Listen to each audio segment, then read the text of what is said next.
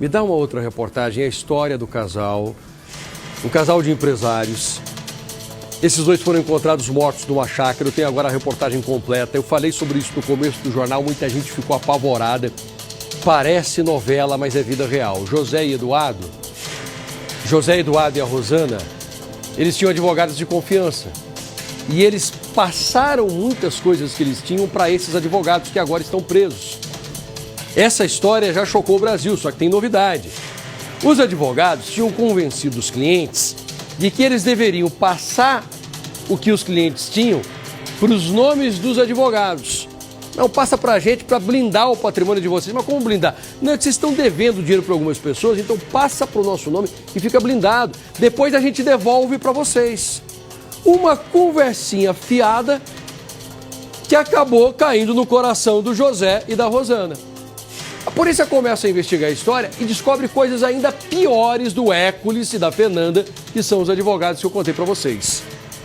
Recentemente, novas descobertas apavoraram ainda mais a polícia. Veja só o que tem por aí. Põe no ar. Os passos dos policiais civis ecoam dentro de um condomínio de luxo na tranquila cidade de São Carlos, no interior paulista.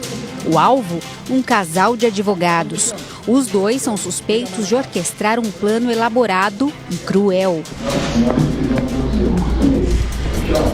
Hércules Praça Barroso, 48 anos, tem uma carreira consolidada de mais de 2 décadas. Ele é casado com Fernanda Morales Teixeira, de 42 anos. Ela é conhecida pelo jeito calculista e discreto. Juntos, eles formam o casal que, por 10 anos, ganhou a confiança dos empresários José Eduardo Ometo Pavan, de 69 anos, e Rosana Ferrari, de 61. Para a polícia, essa confiança era apenas uma fachada. Hércules e Fernanda são investigados num caso de um duplo homicídio que abalou a pequena cidade de São Pedro, que fica a 200 quilômetros de São Paulo. O Departamento Estadual de Investigações Criminais descobriu um esquema sofisticado. Ao longo de 10 anos, o casal de advogados teria enganado as vítimas com processos judiciais falsos e custas processuais que nunca existiram, acumulando 3 bilhões de reais em pagamentos fraudulentos. Além disso, eles convenceram José Eduardo e Rosana a transferir 16 imóveis no valor de 12 milhões de reais para o nome de uma empresa em nome dos advogados, sob o pretexto de blindagem patrimonial. As vítimas, em conluio com os investigados, exatamente isso, com os advogados investigados, teriam com o objetivo de blindar o patrimônio, passado bens para o nome dos advogados.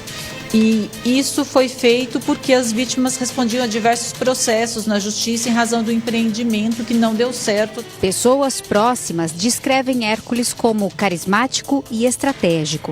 A polícia aponta que era ele quem liderava as negociações com as vítimas. Já Fernanda era o braço operacional. Ela gerenciava documentos e movimentações financeiras. Há 3 anos, ela se tornou sócia de uma empresa imobiliária com José Eduardo e Rosana, com uma participação inicial de R$120 mil, que depois cresceu para milhões. Os imóveis das vítimas foram passados para o nome dos advogados para não pagar os credores. Mas a transferência dos bens para os advogados dá um total em torno de 12 milhões de reais. Então é um valor irreal para pagamento de honorários advocatícios. Os investigadores dizem que o plano final de Hércules e Fernanda era ainda mais sofisticado. Como os clientes deles não tinham herdeiros diretos e os bens estavam em nome do casal de advogados, Hércules e Fernanda resolveram tirar os empresários de cena para ficar com todo o patrimônio. Ante a falta de pessoas aí com interesse para contestar esse tipo de situação, ou seja, a transferência dos imóveis, os investigados teriam aí a tranquilidade de usufruir dos bens após a morte da vítima sem contestação. A investigação aponta que o casal entrou em contato com 2 matadores de aluguel. Carlos César, conhecido como Cezão, 35 anos, e Edinaldo Vieira, o Índio, de 40.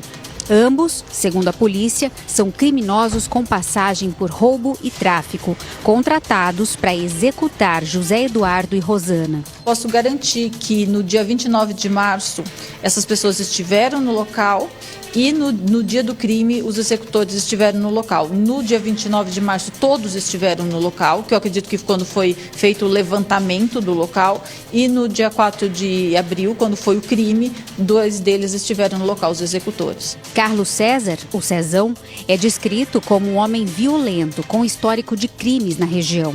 Edinaldo, o índio, o braço direito, responsável por dirigir o carro com os corpos até a chácara. Eles esqueceram de fechar o portão e isso chamou a atenção dos vizinhos. Testemunhas ouvidas indicam que a forma, vários requisitos que foram observados, vários detalhes que não era a vítima que estava dirigindo o carro quando chegou na chácara e que as vítimas não chegaram para usufruir do final de semana na chácara.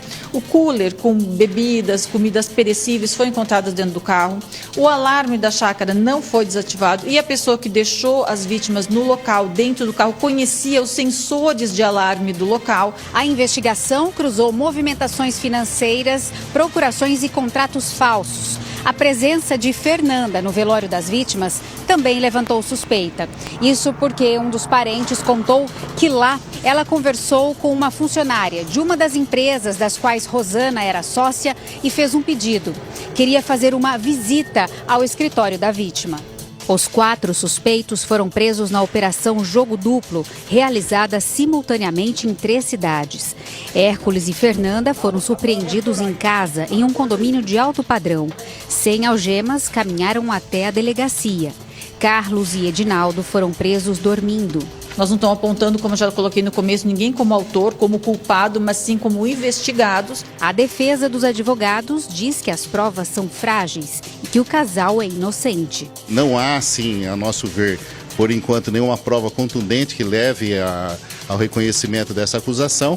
E nós vamos tomar o maior conhecimento agora do inquérito, inclusive já acessamos ele. Iremos fazer um pedido para o juiz para poder liberá-los. Se ficar comprovada a participação direta dos advogados, eles podem responder por homicídio qualificado, associação criminosa, estelionato, falsidade ideológica, uso de documento falso e ocultação de cadáver. Quando a gente tem a decretação aí da prisão de 4 pessoas por um crime sem testemunho ocular, já dá para ter uma noção de que existem documentos robustos para que isso aconteça.